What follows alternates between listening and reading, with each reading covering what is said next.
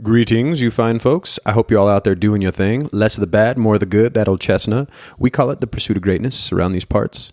So congratulations to me and everybody that helped me get here. I've been at this over a year this month, and I want to give a shout out to first all you listeners out there, and then also a first of its kind to another podcast. These guys are out there doing awesome things. The Tipsy Travelers podcast with hosts Bailey and Haley, yes, you heard that right, have an awesome and hilarious cast about traveling stories, mostly from the perspective of Uber drivers and sometimes from the Uber riders, as well as plenty of other traveling tales that are all true. Check these guys out. They're on episode number 4 and growing. They're at tipsytravelerspodcast.com, where you can submit your own outlandish travel tales. And of course, you can find them on iTunes, and I would imagine anywhere else that you can get podcasts under the same name. Cheers, you guys, and keep it up. All right, today's guest is a diverse artist and entrepreneur working in the rap game since he was a teenager, originally from Queens, New York, and currently running his own barbershop in Florida while producing, mixing, and playing live shows with his intuitive hip-hop he calls conscious rap, which it is exactly that. I'm talking about Mr. Loe Vale. We talk about his story, his motivation, health, and family, and what it takes to pursue greatness in our modern hip-hop era. The man is genuine, his bars are clean, and they're fast as hell. His latest album, Glasshouse, is out in all places you get music, including iTunes and Spotify. It's a gritty and fiery album about his trials and tribulations through his eyes. Loe also did the 2018 official World Cup song, which you can find on his YouTubes. Just search for Loe Vale, Loe-Vale, and his Instagram handle at @LoeIsLike. Lewis hooked us up with a new jam he's putting out on a future project, which we put in the podcast itself. So listen for that. It's badass. Thank you, Loe, for coming on, brother. And thank you guys for listening. As always, you can find everything we're doing at aperchofbirds.com and our Instagram at instagram.com/aperchofbirdsmedia. Love you guys. Keep your head up, spread the love, and keep pursuing greatness. Cheers.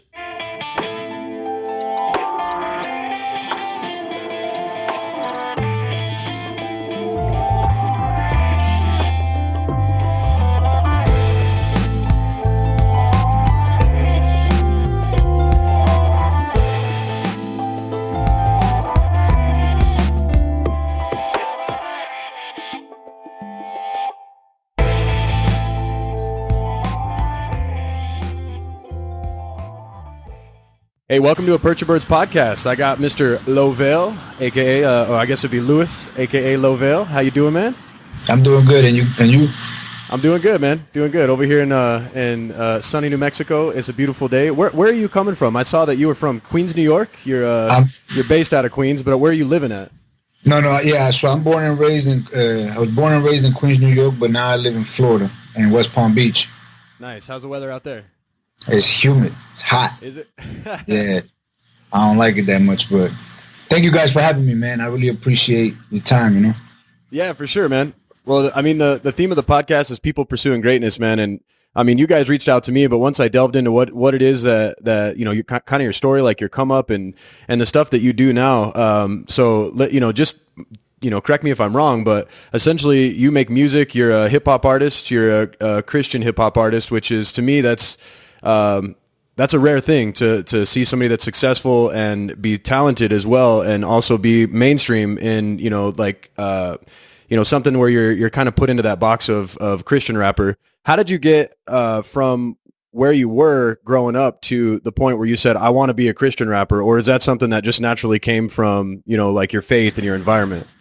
Yeah, I mean, I'm actually not a Christian rapper, but I am a Christian. I am a believer, and I rap. It's a different thing. It's actually the way it happened was when I moved to South Florida, I met some people when I started going to church. I never grew up in church. I never grew up in the faith, anything like that.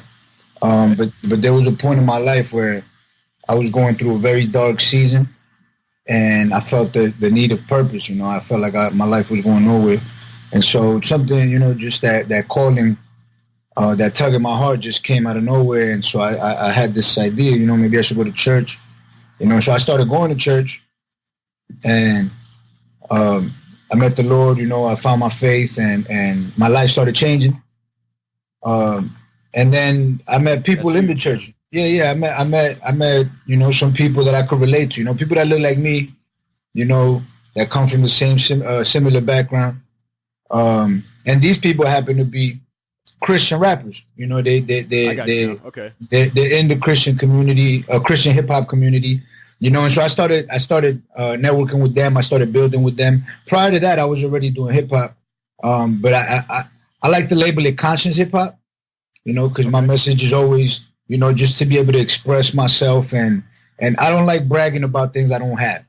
You know, so you'll never hear me talking in a song about, you know, I'm making it rain on these hoes, and you know, I don't brag about things I don't do. So I don't like that. You know, I like to be transparent and real. So it was always conscious hip hop, but when I was obviously building with this crowd, it turned into, you know what, I want to do music that reflects my faith and reflects my belief, you know.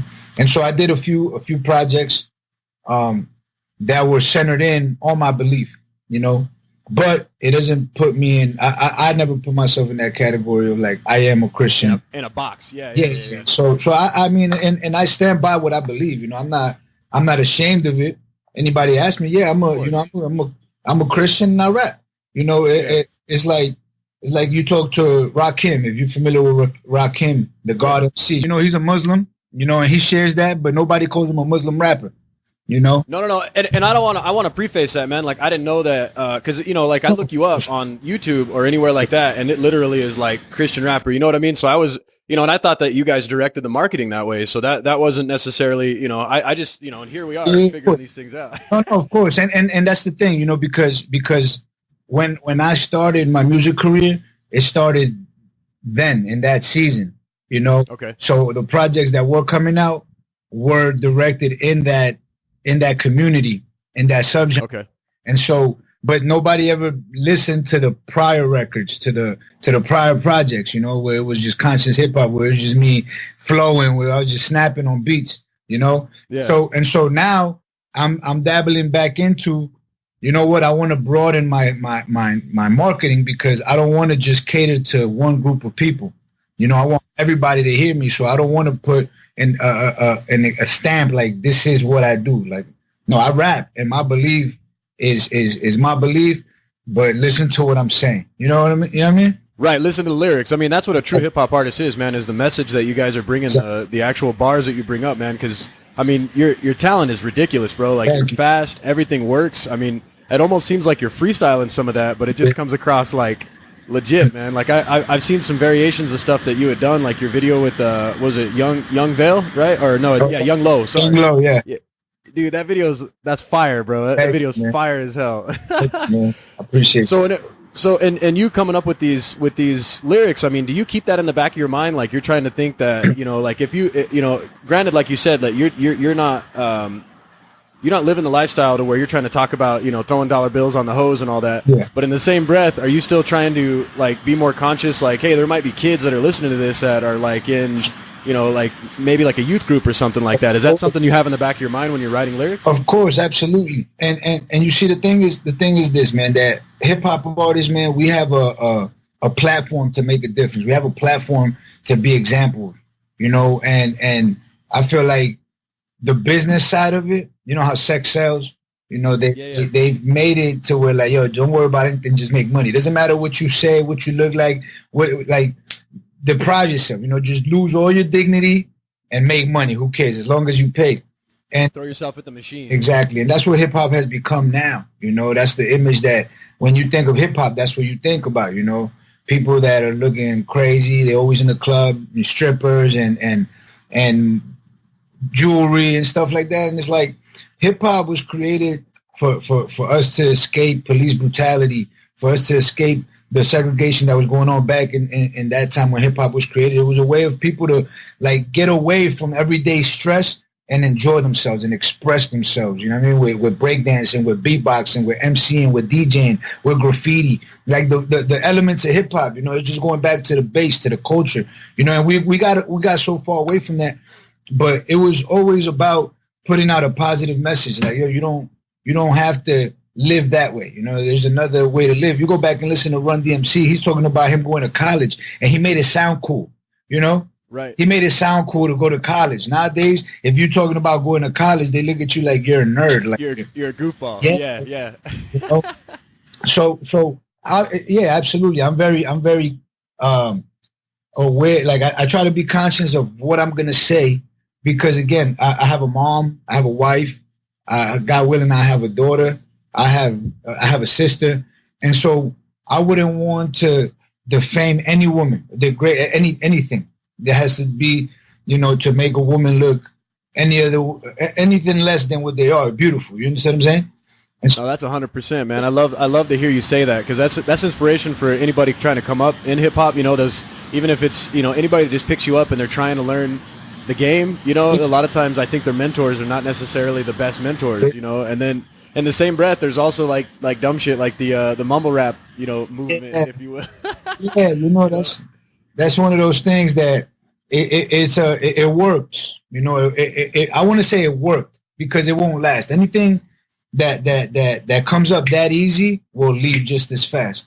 We'll see no more mumble rap within the next 3 to 5 years. I guarantee that. Right. Because one thing is for sure is that if you can rap, then you will last. If you can rap, then you will last. Right. If you can't rap, you will be forgotten. That's just the way it is. I know that in your bio, you guys had mentioned the one that you'd sent me. You guys were talking about Kendrick Lamar being kind of like one of your influencers, and I feel like, as much as I'm by no means in hip hop, not even a tenth of what you are, as an artist, as somebody that's come up listening to it, and then somebody that's had success and probably worked with peers that are on that level. But I feel like Kendrick Lamar is one of those few artists that is actually trying to use his platform, like you were saying, to kind of spread like a more positive message and to kind of bring some enlightenment. When you come up with like, your phone or wherever you're listening to music, you're at the gym, you're cruising around doing whatever, who are some artists that you're listening to that you feel are the complete opposite of whatever's new and like mumble rap kind of stuff? Like who are you on right now? I definitely listen to J. Cole a lot. Okay. Yeah, I love J. Cole, man. Yeah, he's definitely on top of the list for today. And then he got a few artists that he signed to his label, Dreamville, Kaz and Boz. I listen to those two a lot.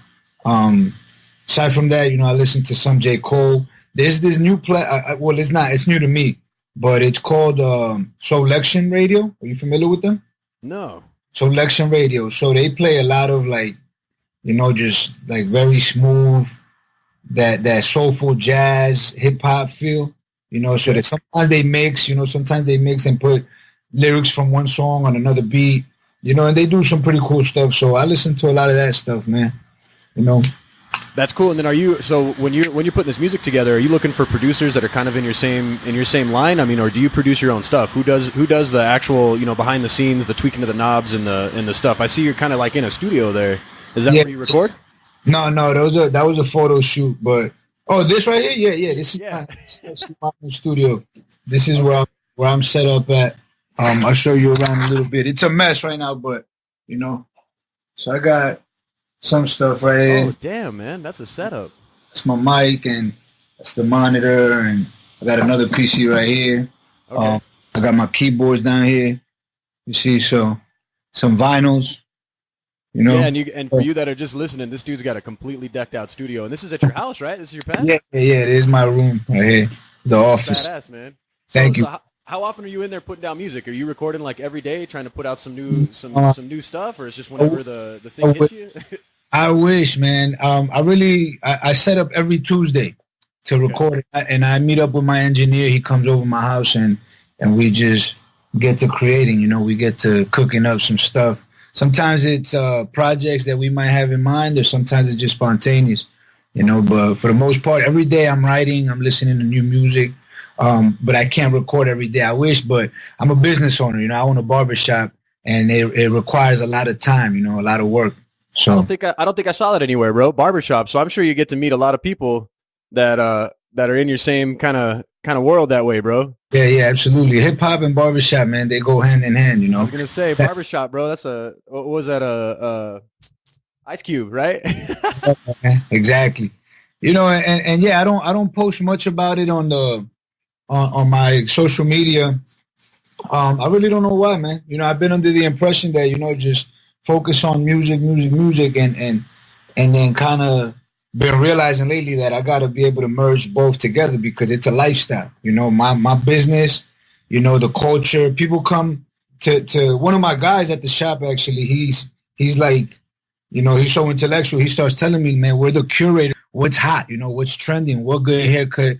What's a good haircut? What goes good with this? He's like, everything goes hand in hand. And music, we're like the influencers of the culture, man. And then you guys are like your own kind of therapist too, man. Every time I go to a barbershop, it's like one of those things where I'll just let some shit out. I would have never told somebody sometimes. I'm like, man, I don't know why I'm telling this guy this, but it's a very intimate setup for the 15, 20 minutes that you're there, Hey, barbers are, getting a haircut is therapeutic, man. You go there, you feel better once you leave, and if you let some things out, they stay there, Yeah. So it's definitely a good place to be. You're like the Dr. Loe Vale over here. Yeah, man.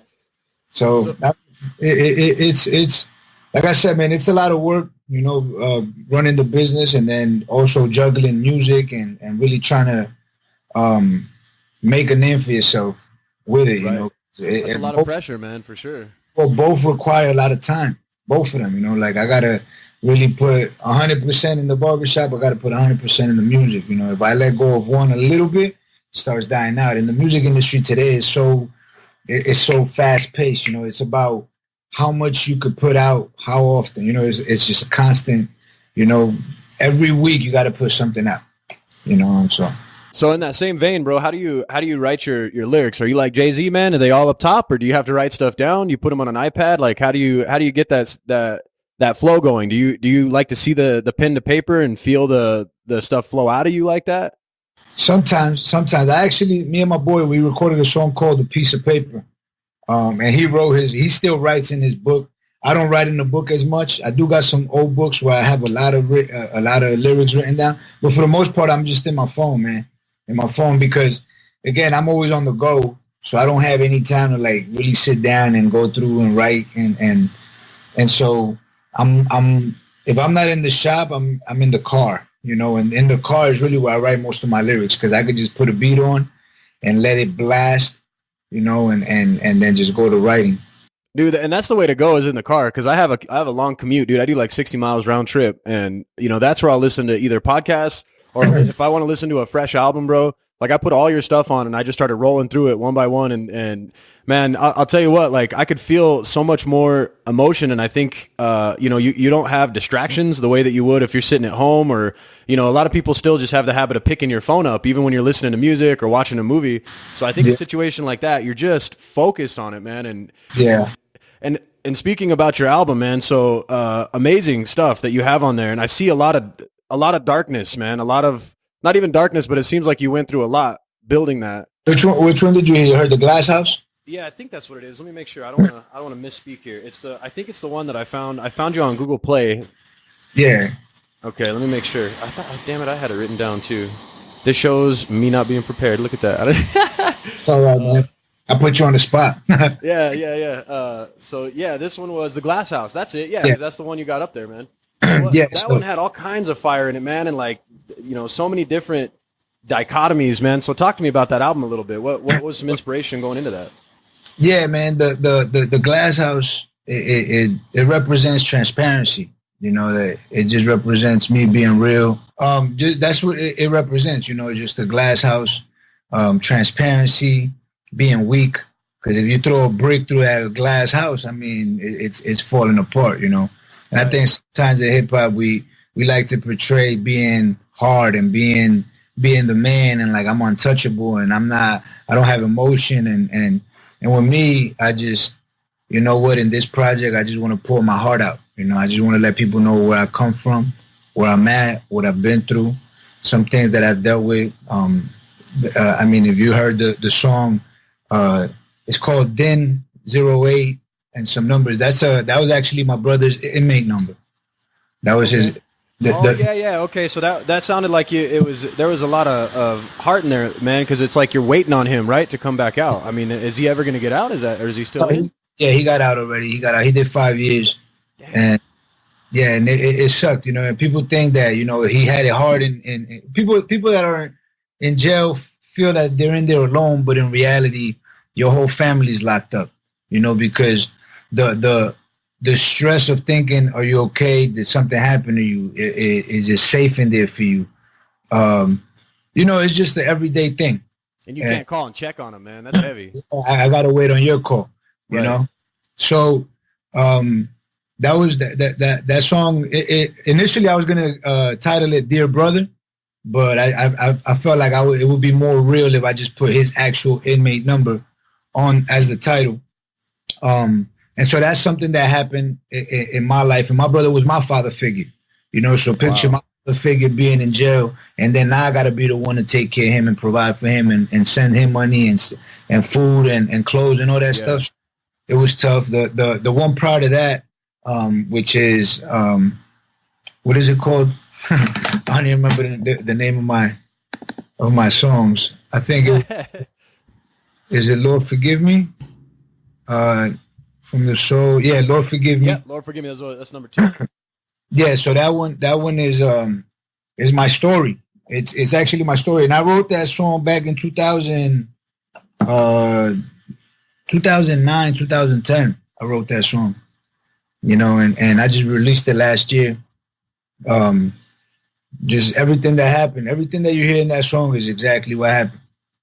From growing up in a broken home, to my brother going to jail, to my sister, doing her thing, and me using drugs and just suicidal, till I just called out to God, like, yo, man, I need some direction, So then my wife. And I can see how you turn to God, man, because that's some heavy shit that you went through. It sounded like something that, that people don't.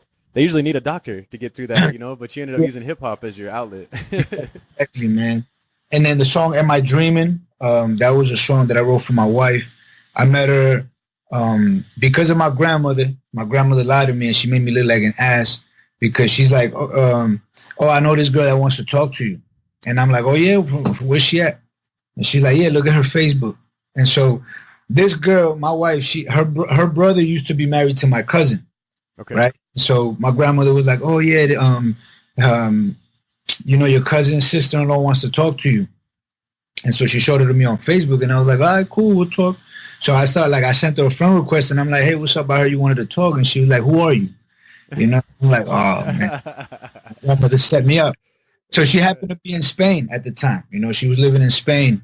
And so we built a friendship through Skype, and we was just talking for like 6 or 7 months, and. Wow. And then one day I was like, you know what, man, I'm gonna go visit her. And so I left, and I went over there for like 2 weeks, and I chilled with her, and we hit it off, And then I went back another time a few months later to see her, and then almost 2 years into our like long distance relationship, she came out here and surprised me, and we just made it official. And we've been married 4 years now. Wow, congrats, man! You couldn't even write something like that. Like that doesn't even sound like it's something that just happens, dude. That's cool. Yeah. So it's all reality, And then the last song, Skeletons, is one of those things that everybody got something that they deal with, that some things that we don't want to talk about, Yeah. So I started off with I dedicate the first verse to my wife, and letting her know that like I love you, but I'm not perfect, and there's struggles that I have, like the lust of a man, is something serious sometimes. And so that's not to say I did anything crazy, but, temptation is real. And especially in the world you live in, man. I mean, like you have people that are absolutely, I'm sure that you got women that are, giving you the what's up, you're on stage, you're in clubs, you're doing things at the hours where people are relaxing and they're not there to, they're not at work. They're there to relax and, hey, damn, that boy can spit bars. That's why I don't travel alone, man. I travel with my good friend. He's like my brother. He's my drummer, and he is actually a youth pastor. Wow. So he's a youth pastor. So I travel with him. So that's good, man. That keeps you on check right there. Well, yeah, absolutely, man. So, but I tell her, that I in that verse, I tell her that, I know how precious what we have is, and I wouldn't do anything to jeopardize that, man. The second verse I dedicated to my mom and my sister and my brother, just reminding them that I love them, that I'm still here for them. And then the last one is to my father, who was never there, and to my kids, who I don't have yet. You know, so it was like a very personal. So I played it at a show, man, and by the time I got to the second verse, man, I'm just bawling. I'm bawling. And I'm like, you know, I did it with so much passion because I'm passionate about it. You know, I'm passionate about my story. I'm passionate about what I do. And sometimes it just comes out of me. I was actually up in Full Sail on Thursday, and we were recording a video for a song that I have called Footsteps. And now that song was in my prior album, in my previous album, but I removed those projects from the internet. So you might be able to find them if you like really dig deep for them. But I'm going to re-release some of those songs as a new project. And it's called Footsteps, and it's literally a song that I did for my father. And as I'm recording this video, man, like it's just one of those things that, again, it just comes out of me, and I'm crying, and I'm angry, and the people that are shooting the video, the whole crew is crying, you know. So that's genuine as hell, though, man. I mean, and that's something that you need to capture on the microphone, because people, it's hard, like you said, there's so much commercialized hip hop, man, to hear somebody actually come up to the point where it makes you emotional because you believe in the words that you're saying. Yeah. You know what I mean? Like, it's not a bunch of tricks and auto-tuners and shit. That's what hip hop's about, man. That's what I like to hear. Yeah, man. And that's what I'm gonna keep doing, man. I'm just, and I don't want to come off as this emotional, depressing rap. Right. But I have a story, and everybody, and I'm sure that you got, you know, stories of yourself, of your life, where if you talk about them long enough, you're gonna get emotional too, you know. Oh, absolutely, absolutely. Well, that touches somebody, though, man. You're touching somebody's heartstrings. Absolutely, and that's what music is, man. Music, I believe, to be the one of the most influential pieces of art there is. You know, it sucks that it's not as it really the value of hip hop that it gives is not as much as visual art, right? So you could buy a Picasso for millions of dollars. And as time goes by, it just becomes more valuable. With hip hop, it's not about money. It's like you'll buy my EP for $5 or $6, but what it does in you will be a lifetime. You know what I mean? And so it's different. The value that hip hop brings is different, you know? Well, I feel that way. I'll feel that way about an album, man. Like I'll want an emotion. Like I run every day almost, right? And like if I want, like I ran to your album, bro. Like of all, you know what I mean? Like I did 5 miles jamming out to Glasshouse, and it was the place that it put me, man. Like the miles just went by, and I didn't even think about it, and I was just tuned into you and like your words and like your stories. You know what I mean? And that's something that, you know, in the future I'm gonna be like, man, I want to hear that and feel that emotion. You know what I mean? Because it takes my mind to another place. It's almost like a meditation kind of a thing to me. You know what I mean? And that's how I am with music. So what do you got coming up? You're talking about extra projects, man. So what's the next thing in the works for Mr. Loe Vale? Well, I have released when I was doing, like I said, when I was working with this network of Christian rappers, I released a project called Outdated, and it was a very long project, you know. And nowadays in the industry, man, it's pointless for you to take out anything that's more than 5 songs. You know, because I feel like people's attention span is just, you know, if they like one song, they'll listen to that one song, maybe 2 or 3, but it's very hard for you to get to people to listen to 16 songs, right? So I removed those projects from the internet, like I said, and I'm going to re-release like the last 4 or 5 songs that I did, because the first half of the album was very trappy, you know, and I can do trap, but it's not my essence, you know, it's not where I come from. It's not like, that's what I like how you put that. Yeah. And so, but the last portion of the album is very, you know, again, it's one of those feel good vibes, soulful, personal, you know, so it has different aspects. Yeah, different aspects of who I am too, you know, because like I could rap on anything, man. Like, that's what I was gonna say. Like I got the Glasshouse is personal, it's emotional, it's transparent, but I also got music to make your head nod. You know, you're just gonna be like, oh, man, yeah, you know. So I'm very versatile with music, you know. So I'm working on. No, that's heavy. Yeah, I'm gonna release that project first. I got a whole bunch of free content that I'm just gonna be putting out on the internet. I'm just gonna put it out on YouTube, Instagram. It'll be all over the web. But I'm working on a new EP, which I'm gonna call it 5%. and it's just gonna make your head nod, man. That's just what it's about, you know. And it again about being transparent. One thing that we don't touch on is in hip hop. This is one of those things that I was telling my wife about this, and she's all for it. In hip hop, you know, it's so easy for dudes to brag about how many hoes they smash or how many girls they have. Me in this new project, I'm making reference to making love to my wife. Why? Because we're married and we're horny and we can do that. You know, True. Exactly. You know, so it's like I'm gonna brag about what's real to me. You understand what I'm saying? And I want to say that 5% of people actually do that. 5% of artists actually do keep it real. You know, that's what J. Cole talks about in that one jam. He talks about getting in the bathtub with his wife, you know, and just that thing that you know you never hear rappers talk about is like being monogamous and being with your woman, and you know, so that shit that's heavy, man. I think that is going to create a whole nother niche. I mean, hip hop owns the platform of music now. I mean, that's what you hear on even in pop and, you know, metal. I mean, even in metal, like metal goes pop, hip hop, you know, there's all these mashups, and you know, in the 90s it wasn't so much, but now it's in almost every bit of, at least in American culture, but worldwide, you know. And I think that's going to be the next movement, is going to be this positive, you know, vibe kind of thing, because mumble rap, like you said, it's going away, man. Like I said, that thing's not going to last more than 5 years, man. It won't last. You know, if you take a look at everything, you know, so the early 2000s, you know, you had a lot of T-Pain, you know, which is a great artist. T-Pain is an amazing singer, but he did the gimmick thing, you know, the crazy hats looking like Leprechaun and the funny voice thing, and then eventually that died out. Lil Jon and the East Side Boys, that whole crunk movement, everybody just crunk wilding and too noisy. You know, it lasted 3 years, 5 years, you know, but you don't hear that type of stuff no more. Mumble rap is the same thing. You're gonna have, you know, this wave for the last 2 years. It's been real heavy. It's been everywhere. In the next 2 years, it'll be gone.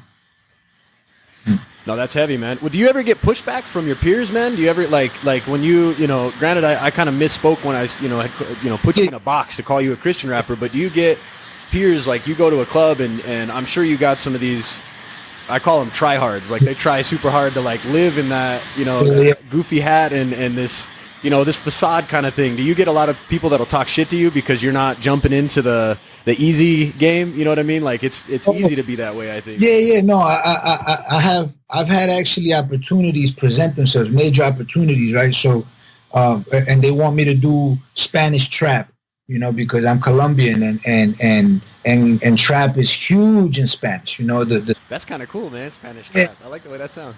and it's, bro, listen, it's a huge market. It's huge. Sure. It's freaking, like these niggas, they put out a song and in 2 days it's got 500 million views.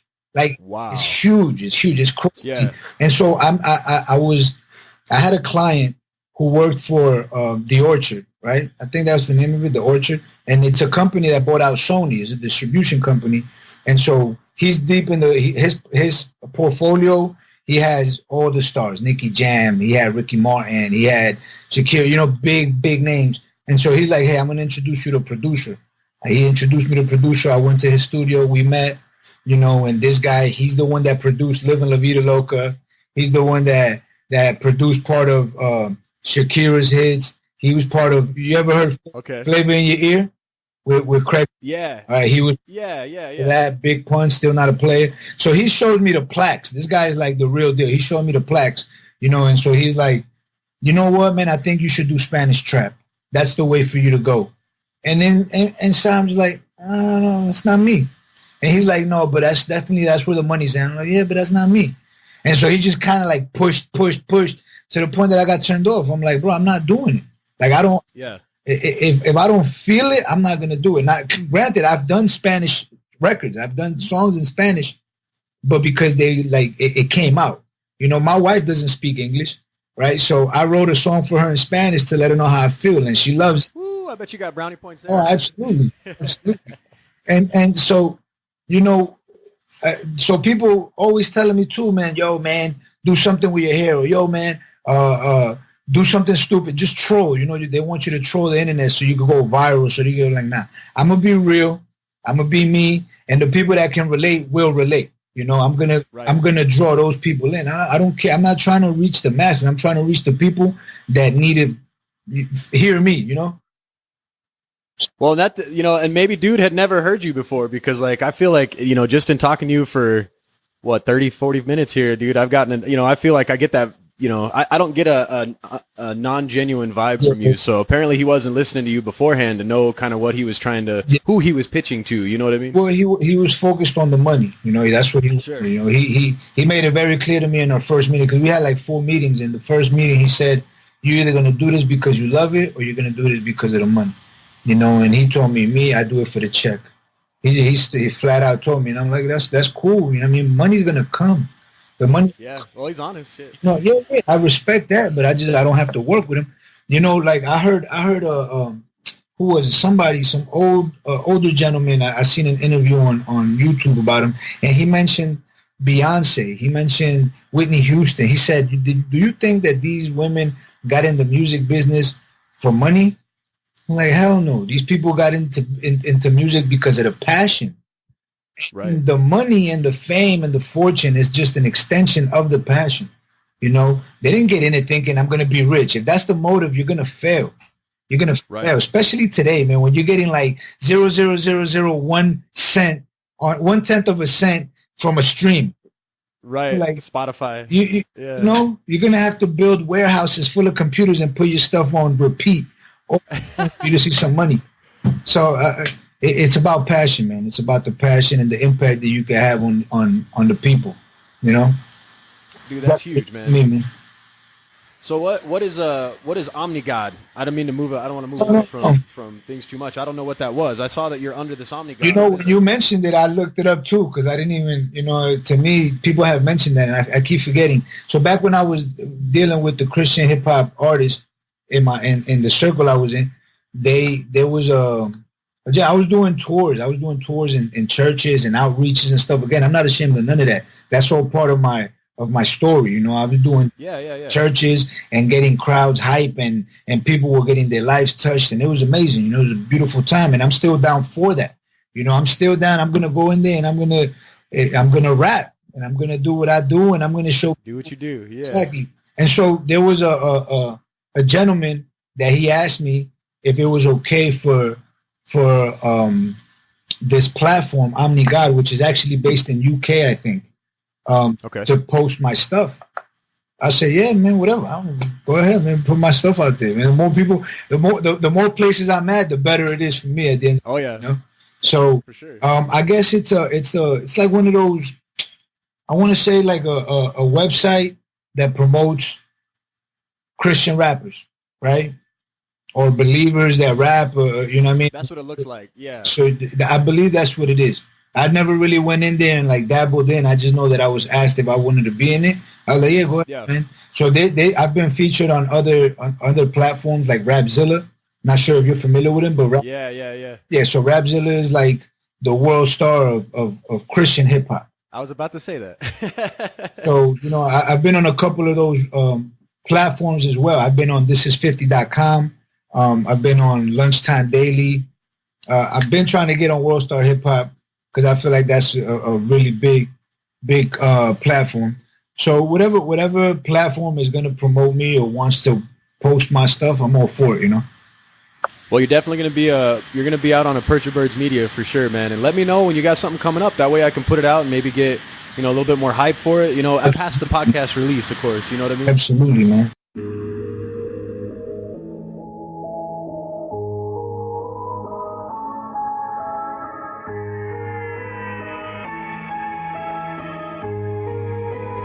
All I see is violence in these streets. Woo. Gotta grab my piece. But first, let me say my piece. I ask you, please give me strength. And pray to God I don't bang. Shots firing, I hear sirens. We've been wildin' on the block.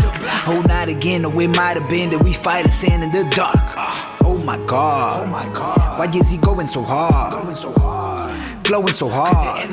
So I gotta go hard in the paint. This for my people that locked in the pen. This for my people that stuck living evil, that don't know the sequel is on in the end. Blood, sweat, and payment, we tryna survive. Stuck in the system that's feeding us life, so we get high and get right and get by, and then that's so hence why I came out of freedom was right. This life of mine I've been given. Can't stand the path that I cruise through. Headed straight for death, but I'm chilling. Just stuck in sand that I'm used to. Tryna suffer up all these feelings. So that green is lit and that brew is cool. But I face the same thing I've been in. When that high is low, man, I'm ridiculed. In this game of life, it feels like it's the ninth inning. Jesus gave his life. He gave his life. How the hell could I not be winning? I be praying like. Lord, protect me from those pretending. So my knees abandon, my soul surrendered. I know that this can be life. All my soldiers, all my hitters, open your eyes. This ain't no game. They tryna kill us. Out in these streets, so many lies and so much evil.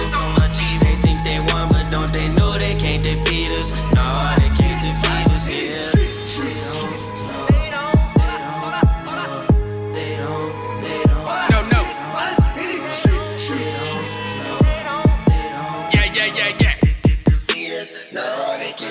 Hey, let's get to it. Attack this track with a mean flow. Gotta paint this up, gotta work that brush. Get the people something they ain't never seen, no. Let me paint this scene, no. Got a million rappers, got a million trappers. Spend most of your money to floss and look dapper. That's hustling backwards. You ain't no deep boy, stop lying to me, boy. I done been in that dojo, seen Bruce Lee, boy. You just Bruce Lee, boy. Without the glow, these suckers think they unstoppable, but what you spittin' ain't logical. You was in band class when them drums came out and the lights got low when the boys started riding slow. I know what you thinking, it's just entertainment, but I call it killing kids and asking for payment. No fancy words, I speak it in layman's. I call it killing kids and asking for payment. All my soldiers, all my hitters, open your eyes. This ain't no game. They tryna kill us. Out in these streets, so many lies and so much evil. They think they won, but don't they know they can't defeat us? No, they can't defeat us. Yeah.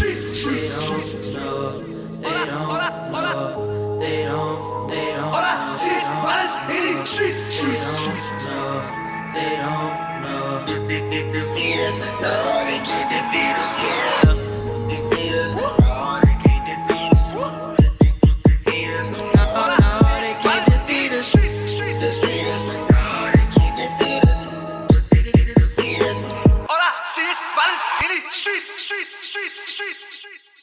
I was thinking that the only other thing that we hadn't really gone over is like, what do you do to keep yourself like mind and body, your like your health and fitness kind of stuff, man? What do you do if you're running this hard schedule? You're running a business. You're also writing. You're trying to put these tracks down. I'm sure you're having to play shows at night. Like I'm sure you can run some crazy days. What do you do to keep yourself right? Like yoga, meditation, veganism, whatever. I can't stand vegans. No. I'm playing. If any vegans listening, man, I'm just playing. I really just try to eat as healthy as possible, man. And work out. Not every day. There was a time where I was addicted to working out. Literally, I was at the gym 3 times a day. Damn. And this was a season. It's better than heroin, though. I mean, 3 times a day with heroin or gym. I'm gonna. I believe it. I was boxing. I was an amateur boxer. I was gonna go pro. So in this time, this was about 6-7 years ago, and I was in the best shape of my life, man. I was 7% body fat. I was weighing 160 pounds. I was ripped up, in great shape. I was almost a vegetarian, kind of. I was a pescatarian. I would eat fish and a lot of vegetables. And then I got married. No. And so I just kind of like drifted from, I got hurt boxing. My wife wasn't too fond of the idea of me boxing, fighting and stuff. So coming in black and blue every day. And shit. Yeah, I could see that. I actually had a match the day of my sister's wedding. So before the wedding, I go and I get hit with a nice hook. And I got a black and blue, and I got to walk my sister down the aisle. Like, and I was at work. Y'all don't judge me. I was at work. Yeah, man. I had to put some makeup on. So she wasn't she wasn't too happy with the idea of it. So I just put it aside, and I thank God I did, because although it's a good thing, it wasn't the right thing. and it was a distraction for me doing what I really love and what I'm passionate about. Since I was a kid, I was always passionate about hip hop, and so I felt like for a season I was looking for something to do. I wanted to do something. I couldn't put my finger on it, so I was going to be a tattoo artist. I was going to be a boxer. Then I started doing personal training. Then I went to school for cosmetology, and I was just like dabbling in so many different things. Yeah. And then just when I said, no, I'm just going to focus on music. So I focused on music, and instantly doors start opening up. It was like they were waiting for me to just line myself up with my calling, with my, it's like, yo, this is what you got to do, and I stopped all that stuff, but I still go to the gym once a day. Now I'm going once a day, and I eat very healthy. I try to stay away from fried foods, and it's hard when you're in the studio though, man, because sometimes it's like you're hungry, it's late night, and you just like only the bad stuff is open. Right. Pizzas. But man, you can't lie to me and tell me that Mama's not making some good food, bro. She's from Spain. All I hear is good things about the food in Spain. So I'm sure she gives you the stink eye when you bring in some funky American food. She's like, nope. Exactly. No, it's true. She's Colombian. She's actually Colombian, but she was living in Spain, and so she knows all the recipes. She knows all the recipes. So yeah, she be blessing me, man. She be blessing me. But she likes to stay in shape. She likes for me to stay in shape. She actually reminded me, like, yo, listen, man, that gut, you got to get that 6-pack back. I was like, yeah. Right. That boxing 6-pack without the hits. Yeah. So, I like to be in shape, man. I like to take care of myself, man. This body's a temple, and we only get one, so you got to take care of it, I love to hear that, man. Well, what kind of advice would you have for some youngster or anybody that's on the fence? They're trying to weed out of the 10 irons they got in the fire. Like if somebody's wanting to lean into hip hop, what's some advice you could give somebody, man? Man, I would say to be real. This is my advice every time. Just be real, be genuine, be transparent, be yourself, and the people that are destined to hear you will hear you, and they're going to listen, they're going to feel you, they're going to relate, and they're going to support you, man. So that's my advice, is to always just be yourself, man, be genuine. Don't follow trends, man. Don't be influenced by the culture. Focus on influencing the culture. Right. Stay off of Facebook and go put some work in. Exactly. Yeah, man. Yeah, social media is crazy, man. Social media today, man, it paints a very distorted picture of what life is, what reality is. People will think that they got to be somebody or portray to be somebody on Facebook, on Instagram, for those likes. It's crazy. Right, catching those angles. Yeah. Catching those angles. You look so much different and happier when you're on social media rather than what's really going on. There's a lot of pain in life, and I think that you have to have that with that good shit in order for you to come out on top and actually come off as genuine, man. Of course. Everybody loves that story, the dude that was just going through the dirt and then just made it out on top, So being genuine, being real, showing the good times and the bad times, just being straight up. Just be straight up, and people will appreciate that, man. Well, shit, man. Lewis, I appreciate you talking to me, man, and that's why I had you on. You're definitely a person pursuing greatness, man, and that's, thank you. I mean, you attest to every bit of that, and I think this is going to be some inspiration for somebody, and I hope, if anything, man, hopefully it'll, open another door for you maybe. Somebody will hear this and be like, damn, let's put this dude on. Let's put this dude on 3 albums now. Get that record deal. Okay, man, I appreciate your time, man, and I appreciate you having me on your platform, man, for real. For sure. It's been a blessing, man. Yeah, same here, man. All right, brother. You take it easy. All right, man. Stay in touch. Okay. Peace.